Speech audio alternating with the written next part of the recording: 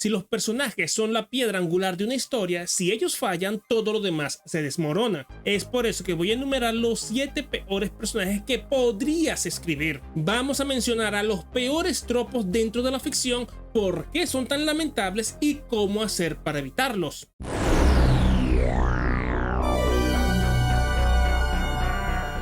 Harley Quinn tuvo su primera aparición en la serie animada de Batman de Bruce Timm.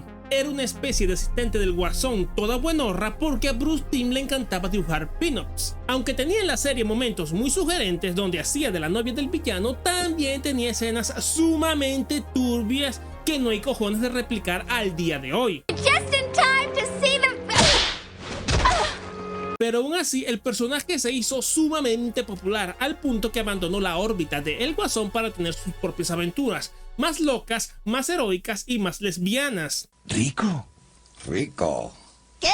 El problema está en que Harley Quinn se convirtió en el mejor ejemplo de lo que a mí me gusta llamar la única y diferente. Ese tipo de personaje delirante, extravagante y desinhibido, por lo general mujer, que se caracteriza por romper las convenciones sociales porque la vida hay que vivirla, chica. Solo se vive una vez, amiga, y que no te importe la opinión de los normies. Una especie de versión de los emos que no se caracteriza por ser triste, sino por ser efervescente. Esta es una especie de versión edulcorada y para niñas del tropo del embaucador, ya sabes, como el Guasón o Loki. Pero lo interesante de ellos como personajes es no saber cuándo estamos ante un chascarrillo o ante una amenaza real. La ambivalencia entre ser peligroso y ser gracioso. Pero lo único que tenemos con la única y diferente es esta especie de versión retorcida de rebeldía que trata de ser coqueta, trata de ser edgy y trata de ser sensual, pero nunca comprometiéndose en ninguna de estas versiones. Es un personaje con una estética muy marcada, pero sin un compromiso real con lo que plantea. Porque sabes, estar loco es malo y es una demencia en sí mismo tener que aclarar esto. Y romantizar y jugar con este tipo de trastornos es por lo menos desafortunado. Y no lo digo por ningún moralismo barato ni nada por el estilo, sino porque demuestra falta de compromiso como escritor.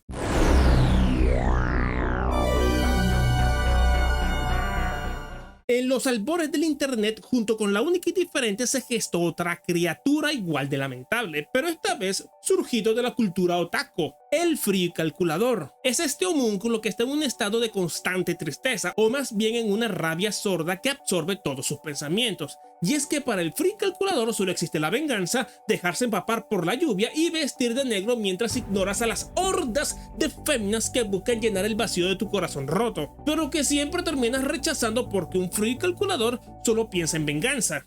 Bienvenidos a su eterno destino. Es la versión definitiva de la fantasía de autoinserción de aquella persona tímida y reservada que conocimos en la escuela, o que nosotros mismos fuimos en su momento. Al escribir este tipo de personajes podemos tender a caer en el tropo del Gary Stu, que lo convirtamos en un ser todopoderoso, intachable, correcto en todo cuanto haga y que tiene un carisma tan magnético como involuntario. Y esos son los grandes problemas que tiene Sasuke. Es grosero, es malo, es antisocial, está enfermo, es un loquito, es un traidor, no tiene ninguna emoción positiva ni ninguna cualidad remarcable, pero aún así todo el mundo está loco por su culito. Naruto lo quiere salvar a pesar de que sea un terrible amigo. Sakura está loquitamente enamorado de él, como todas las demás féminas de su edad en la aldea de la hoja. Así que como mucho en la cultura del anime, el free calculador solo sirve para abstraerte de la realidad, no para enfrentarla.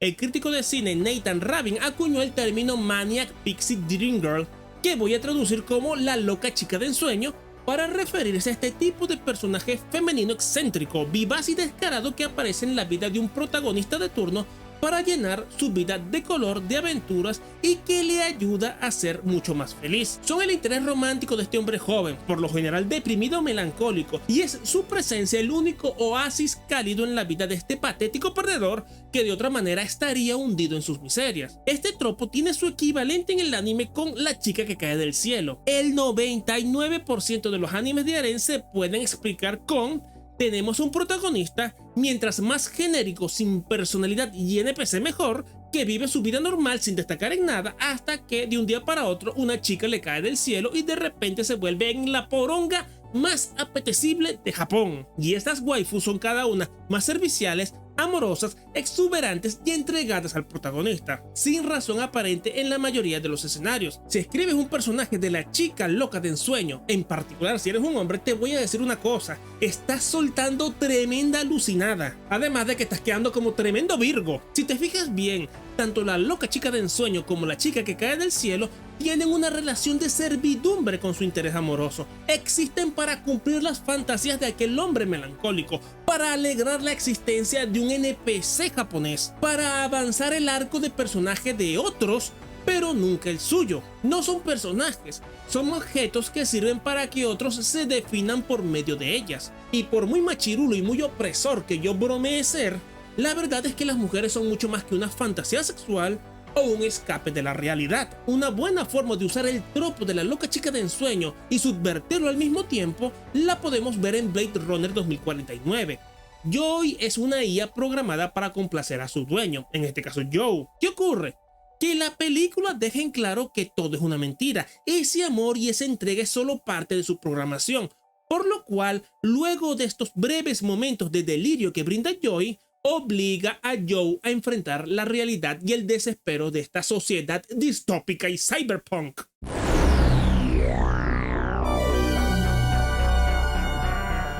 Y como soy partidario de la igualdad de género, toca hablar del equivalente masculino de la loca chica de ensueño: el macho alfa. Es este hombre exitoso, fuerte, enigmático, elegante y poderoso que por alguna razón se encapricha con la inocente secretaria, la desvalida de turno o alguna otra incauta y la arrastra a este mundo de fantasías de la página naranja, cada vez más locas, apasionantes y salvajes en la medida que se pueden imaginar en la mente afibrada de esta autora de novela erótica de turno. Como en el caso anterior, el macho alfa surge de la proyección de una fantasía de un interés romántico ideal, solo que en lugar de encarnarse en una chica de ensueño que solo tiene ojos para ti, toma la forma de este hombre autoritario que propasa todos los límites para satisfacerse con sus víctimas. En realidad no sé cómo sentirme ante el hecho de que para muchas mujeres su hombre ideal tiene comportamientos que rayan en la violencia, el acoso y el maltrato, tanto físico como emocional. Por un lado, no deberían molestarme en nada, a fin de cuentas es una fantasía y estamos en libertad de expresión, pero por el otro lado es un patrón tan reiterado que por lo menos debería decirnos algo sobre el inconsciente colectivo. En el mundillo del yaoi, las parejas se suelen distinguir entre el uke, el pasivo y el sumiso, y el seme, el que profana al pobre muchacho. Una vez más, sumisión, dominio, uso de violencia. Raro. Si agregamos al cóctel una dosis de furros, tendríamos la fórmula para encarnar las degeneradas fantasías de internet del omegaverso. Y aún así no me malentiendas, yo no rechazo estos personajes en sí mismos. Lo que pasa es que vas a cometer un terrible error si te los tomas en serio. Este tipo de fantasías de poder y de autoridad y de millonarios que se llevan a la secretaria solo sirven en el terreno erótico, solo sirven para lo que son y se les debe usar en ese contexto en exclusiva. Si te los tomas en serio, si crees que Christian Grey es un personaje bien escrito, el problema eres tú, no el personaje. Es como esperar una gran calidad literaria de una película de la página naranja. Tú no viniste para eso. Es un agregado que ignoras en el 90% de las ocasiones. Mientras entiendas eso, todo está en orden.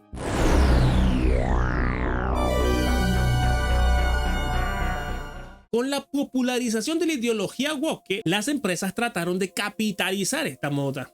Así que sacaron una serie de producciones que se preocupaban por sobre todas las cosas en presentar personajes que cumplían esta nueva visión sobre la igualdad, la equidad y la inclusión. En el caso de las mujeres, esto tomó la forma de la empoderade, esta mujer fuerte, independiente, autónoma y que no necesita un hombre para nada porque ella misma es capaz de valerse por sí misma. Más allá de caer en el tropo de la Mary Sue, el equivalente del Gary Stu, un ser perfecto y todopoderoso, aquí se presentan dos dificultades adicionales. Una dentro de la construcción del propio personaje y otro en la hipocresía del autor que la escribe. Una empoderada es un personaje plano y en muchos casos desagradable. Sus historias tienden a girar alrededor de cómo ellas no son escuchadas a pesar de tener la razón de ser las más fuertes o las más inteligentes.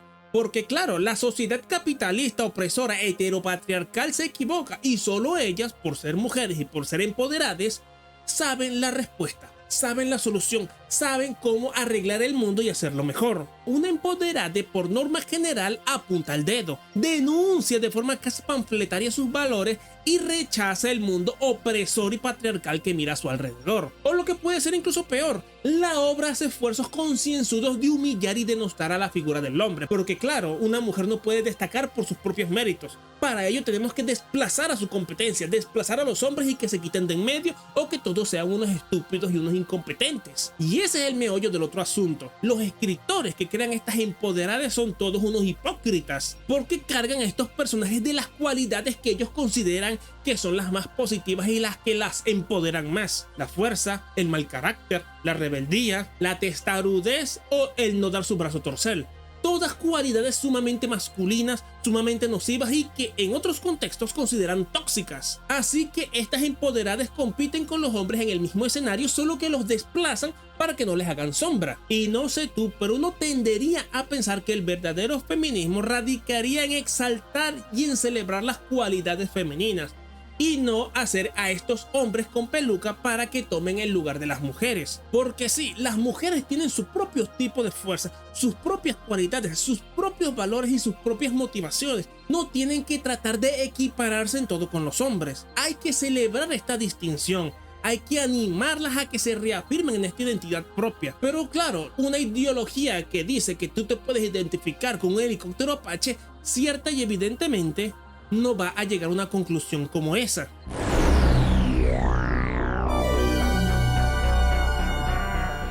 Uno de los clichés más infantiles de la ficción es el Señor Oscuro.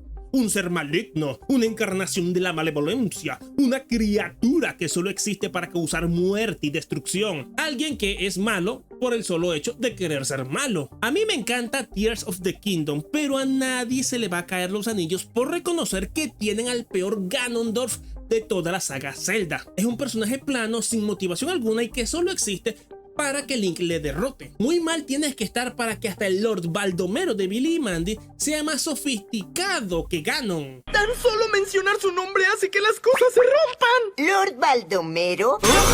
¡No lo vuelvas a decir! ¿Qué dije? ¡Lord Baldomero! ¿Cuál es el problema del Señor Oscuro?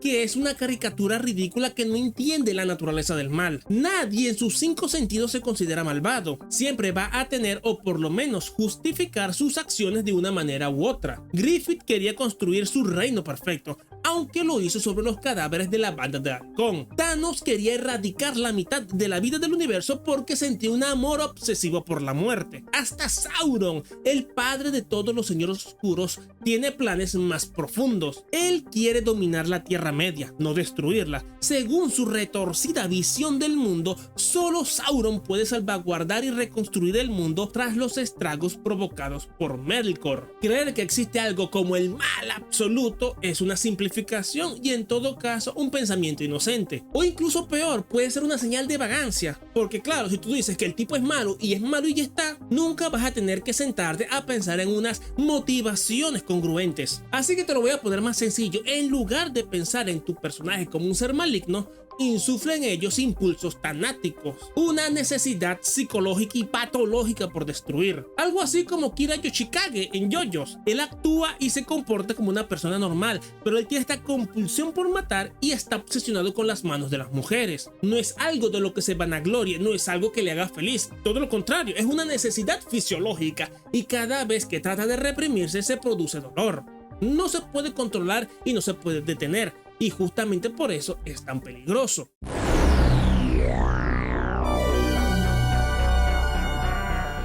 Y el último adefesio de esta lista sería el alivio cómico, un tipo de personaje que secunda al protagonista y que justifica la totalidad de su existencia en ser el gracioso del grupo. Para ello usa chistes lamentables, comedia física insulsa o muletillas molestas.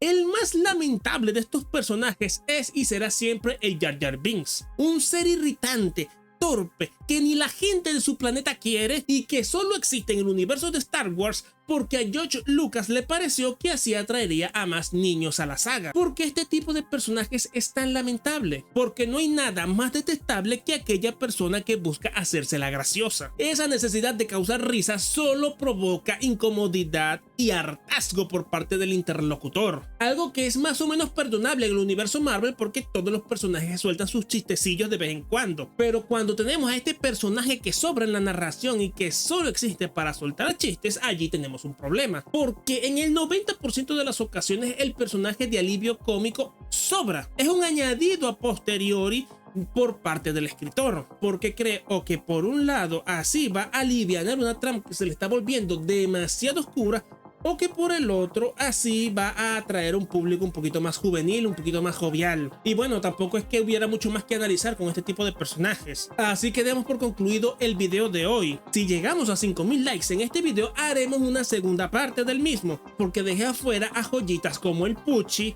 el Otaku NPC o al típico sujeto de película de acción que suelta frases después de morir.